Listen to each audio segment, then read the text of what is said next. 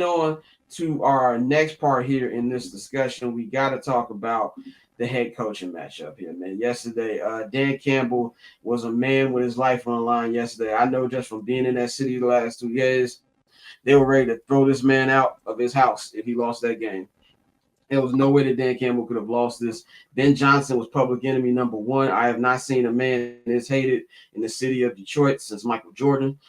It has been bad. There's a lot of hurt lover syndrome last night. And me and Bang had this conversation before the show started where Detroiters, they really, really love their city. And I think we all love our city, especially Chicagoans. Like, I think Chicagoans are very underrated when it comes to city arrogance. Everybody brings up New Yorkers and Texans. By the way, if you're from Texas, I have no idea why you are arrogant. It's Texas, but that's besides the point. Chicagoans are very arrogant as well. Detroiters aren't arrogant, but Detroiters really have pride for their city. And if somebody goes against their city, even something in football, obviously, they're gonna hate. And it was like felt like your ex-girlfriend leaving you. And you got your new girl, you really don't like her. She showed out yesterday, but you still would rather have your ex back, which is if you ask any Lions fan unbiasedly, they'll probably tell you they welcome him back. But this goes to what you were saying just 3 weeks ago on this program. You said if it starts slow, when are we going to start to question Ben Johnson? Now, if the defense is the number one reason this team lost last night, to me, number two on that list is Mr. Benjamin Johnson. I'm going to go to you. What's your thoughts on Ben? What he's been like the first 2 games? And as you put in the chat in big bold words yesterday, when can we question him? Are you questioning him right now? Yes. But not in the way that many might think. I'm questioning him because as a first-time coach, is somebody who might have been in this position before. Because I don't know if he was originally the offensive coordinator when Dan Campbell came over. I believe they He fired came in. somebody. He came at the end of 2021, and then 2022 was his first full year where they started on 6. Got you. So you've kind of been in this position, but as an OC. So how do you react to this as a head coach? That remains to be seen. We'll see.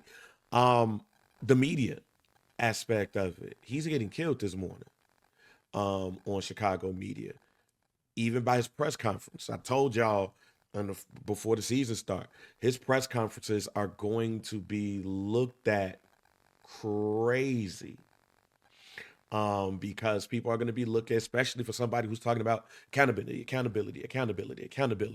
What happens when you're not setting the team up to win? I don't remember you telling us this, but I was watching Mully and Hall before I went to ESPN, and they was talking about how they didn't practice on Wednesday. So that was Oh no, I scrutinized. told y'all that. I told y'all Oh, that. I I said probably it was a missed it, walkthrough. Yeah, yeah, it was a but you know walkthrough. my Wednesdays be crazy anyway. So, Yeah, but yeah, they yeah. didn't We'll give practice. you the pass suit. We'll give you a Give me pass. that pass. Give me my By wham's the way, pass. the But originator of suit, Jonathan Hood, will be on the show on Friday. Just want to get that out oh there. shit. But nah, you got like look at it in that way. Like, was that a terrible decision? And what we doing right now? So you definitely have to question him.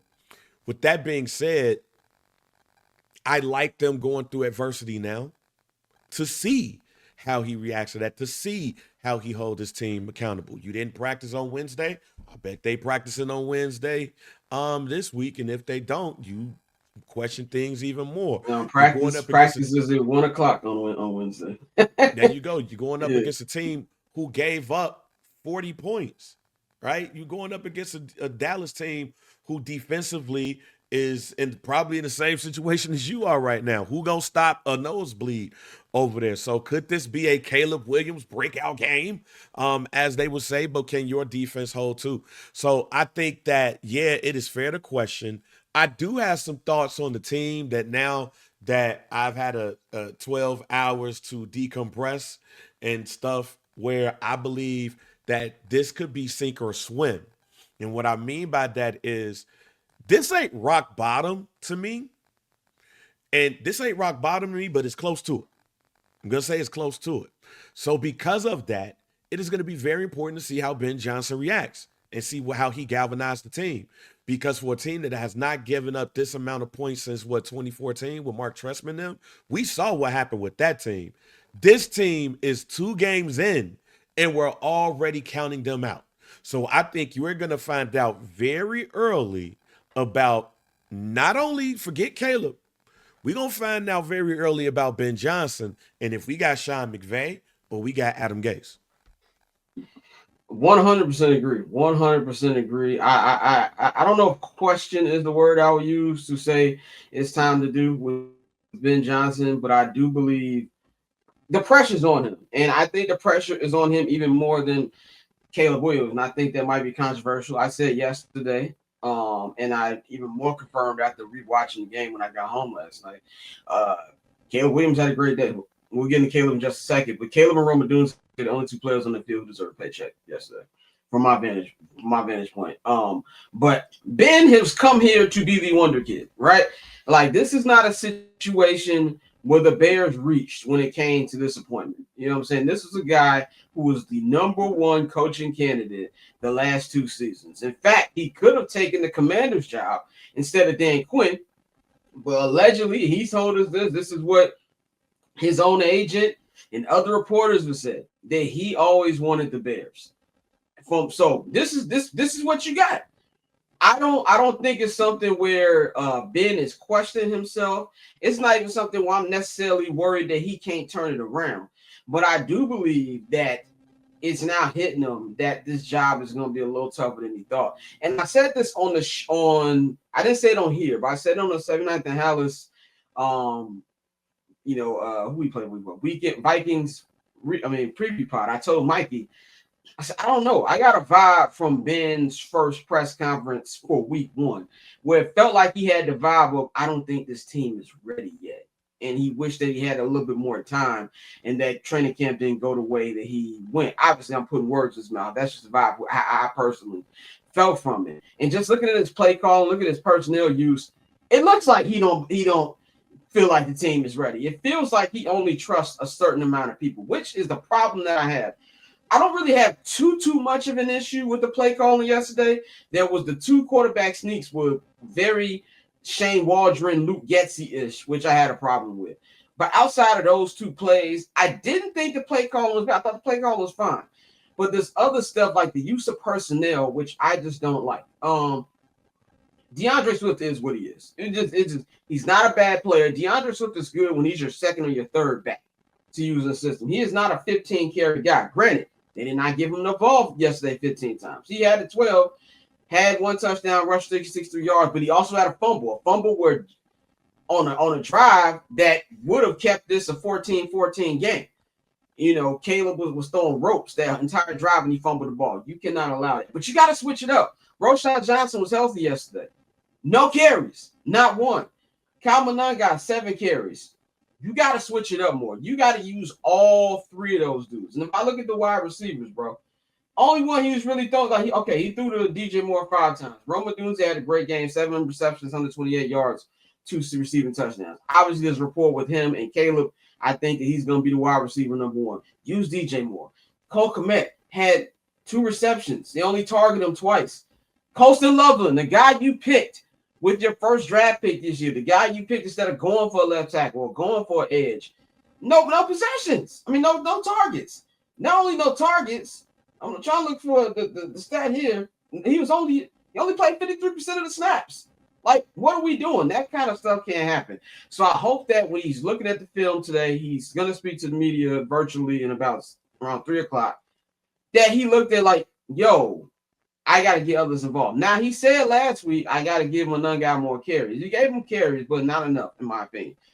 So you got to spread the rock around. Like, he got to spread the rock around. He's got to do whatever he's got to do. But overall, I think it's hitting him what all the duties are for a coach. Like you said, he's getting killed in the media. I haven't heard anything. I have blocked media this morning. I haven't really seen any Chicago media, national media. I don't want to hear any of this shit. I don't want to hear people blame Caleb for the defense putting up 52 points. But, I think it's on him. Because let's be real here, folks. We can sit up here, we can complain about Ryan Poles, we can complain about players on this team. They're not going anywhere, okay? This is the roster that you're going to have for majority of the season unless they decide to add or decide to, subtract at the trade deadline. So it's up to Ben Johnson to fix it. And that's what you were brought in here to fix it. You were brought in here to fix Caleb and fix this team. Now, this is going to be my very optimistic point here, an optimistic point that I do not believe, but I don't want to be full negative today. If you went back and watched the Cowboys documentary the first year they had Aikman, We on the same page. We thinking Aikman, alike. Michael Irvin, and Jimmy Johnson. That team won 1-15. Okay, so that's all I'm saying. Was that Bobby says, Scott, want to get your viewpoint from the press box. Is it the calls aren't targeting weapons, or is Caleb not going to them? We only get the TV view. Colston Loveland wasn't on the field yesterday. He only was on the 53 snaps. He wasn't on the field. Luther Burden wasn't on the field.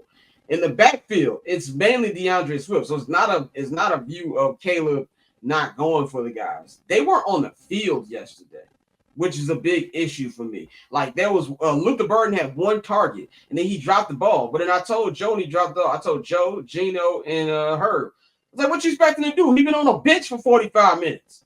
Like, his knees are still he probably got cramps. Like, you can't just be not having players involved and expecting them to come off the bench, especially a rookie, cold, and just make plays. So I'm gonna need Ben to get all of that together. But from an offensive standpoint, I'm not really worried. And that takes us into Caleb. Catch, I'm Not Gonna Hold You, hosted by Scott Lewis every Monday and Friday at 5 p.m. Eastern, 2 p.m. Pacific, only on HMB Media and the Barbershop Network.